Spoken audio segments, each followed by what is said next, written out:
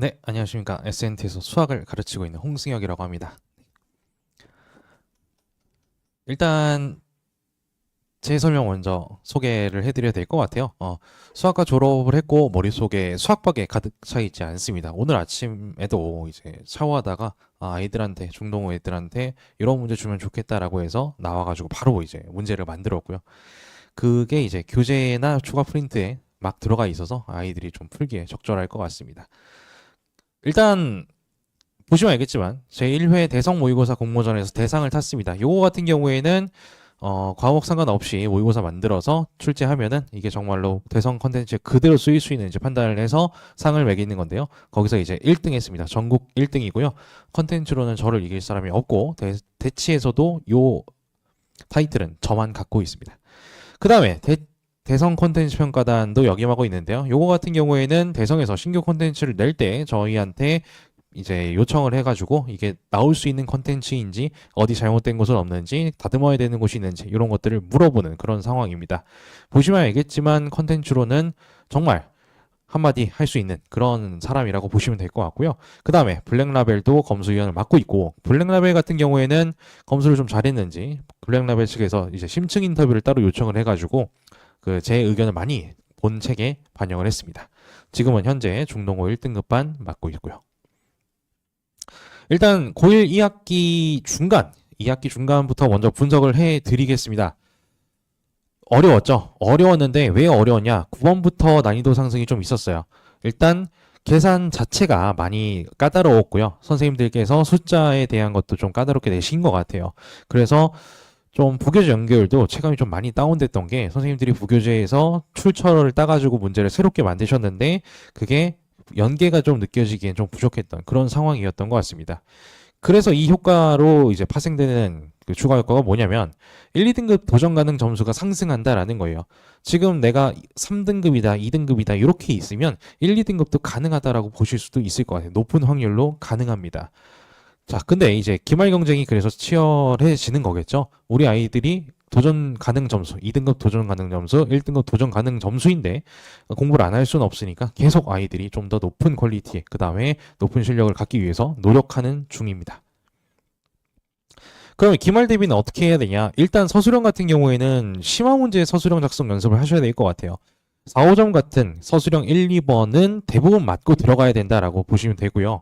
그 다음에 계산 압박이 더 증가합니다. 기말 범위가 뭐죠? 명제와 함수입니다. 함수 파트에서 굉장히 계산이 까다롭게 나오기 때문에 거기서 삐끗하면은 이제 4점, 5점, 6점 이렇게 나가게 되는 거죠.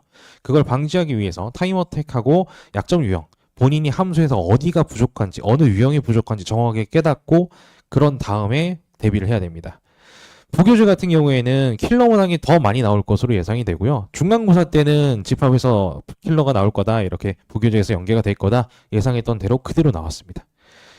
그리고 이제 부교재에서는 절대 등급에서는 명제 함정 문항이 특히나 좀 킬러로 나올 것 같아서 그 부분은 좀 주의 깊게 대비를 하셔야 될 것 같고요.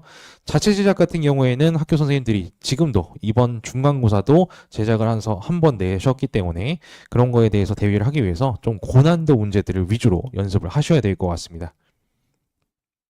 그래서 왜 저인가? 왜 저를 믿고 따라오셔야 되는지.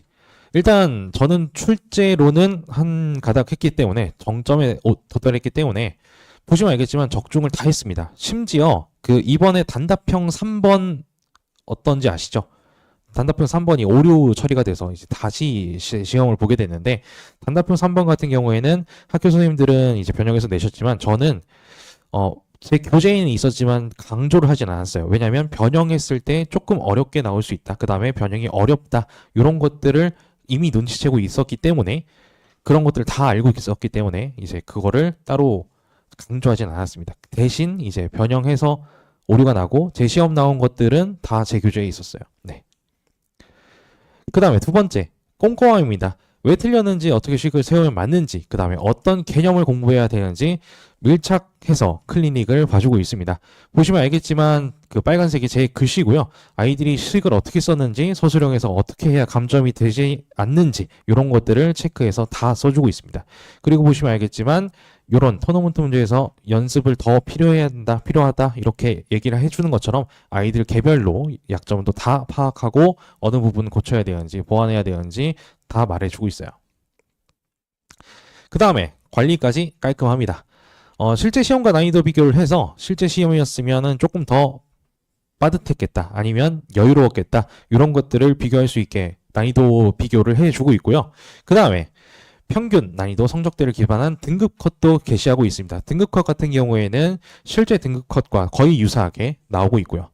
그 다음에 문항별 미스 조절 피드백이 있는데요. 요거는 다음 페이지에서 이렇게 자세하게 저는 써주고 있어요. 한 문제 한 문제마다 얻어야 될 것들이 좀 많아요. 그 한 문제라도 좀 이제 필요 없게 만들지 않도록 아이들이 얻어갈 게 있도록 깨달음을 얻게 하는 이 디테일한 피드백까지 제공하고 있습니다. 컨텐츠는 말할 필요가 없겠죠. 그래도 말씀드리겠습니다. 자, 교과서보다 더 교과서 같이 개념을 좀 자세하게 서술한 일념이라는 교재로 시작을 해서 한 바퀴를 돌고 나서 상위권 변별 문항 연습도 해야 되잖아요. 그러다 보니까 100점의 미학을 느끼기 위한 최고의 선택인 백미라는 교재로 마무리를 짓고 있습니다. 더해서 그 엄청난 적중률을 보이고 있는 제 실전 모의고사까지 아이들한테 제공하면서 실전은 정말 달티 달게 완전하게 연습시키고 있습니다. 그리고 그 결과물이 1학기 때 이렇게 나왔어요. 보시면 알겠지만 1학기 중간고사, 기말고사 난이도 차이가 어땠는지 아실 거예요. 아시는데 요 점수 상승폭, 믿을 수가 없는 점수 상승폭이죠. 그 다음에 이렇게 생각하실 수도 있어요. 맨 위에 있는 18점 상승, 20점인 애가 38점이 된 거 아닌가? 그런 게 아니라요. 70점 초반인 애가 80점 후반 이렇게 받았어요. 그 친구는 1등급 되는 게 이제 당연했습니다. 왜냐면 연습할 때부터 차곡차곡 제가 데이터를 다 쌓아가지고 개인별 피드백을 다 줬고요. 그 다음에 서술형에서도 이 친구가 강점을 보였고 고난도 연습을 어떻게 하면 되겠다 이것까지 플랜을 세워가지고 적용을 했었거든요. 그래가지고 이런 성적 상승폭 지금 기말 때 같이 경험하시면 좋을 것 같습니다. 네. 수업 안내입니다. 일단은 한 바퀴는 아까 말했던 일념이란 교재로 한 바퀴를 돌고요. 그 다음에 이제 마지막 부분에서 심화 단계인 백미로 마무리를 지을 겁니다. 근데 이제 여기에서 이제 걱정되는 건 부교재는 어떻게 하냐. 이미 부교재는 반영을 해서 다 넣어놨어요. 아까 보여드린 것처럼 제 교재에서 적중하지 않은 문제는 없었습니다. 그래가지고 아이들이 그냥 편하게 시험 봤어요. 시간 같은 경우에는 수요일, 토요일 오후 6시부터 10시 이렇게 수업을 진행하고 있고요. 클리닉 같은 경우에는 목요일, 일요일 오후 6시에서 10시 이렇게 진행하고 있습니다. 개강은 다음 주 수요일이에요. 13회라는 그러니까 조금 어느 정도 시간은 여유가 있는 상황에서 아이들 탄탄하게 좀 자리매김해서 이번에도 똑같은 아까와 같은 이런 점수 상승폭 이뤄내도록 하겠습니다. 예정된 1등급을 위해서 저와 함께 좋은 결과 만들어내면 좋겠습니다. 감사합니다.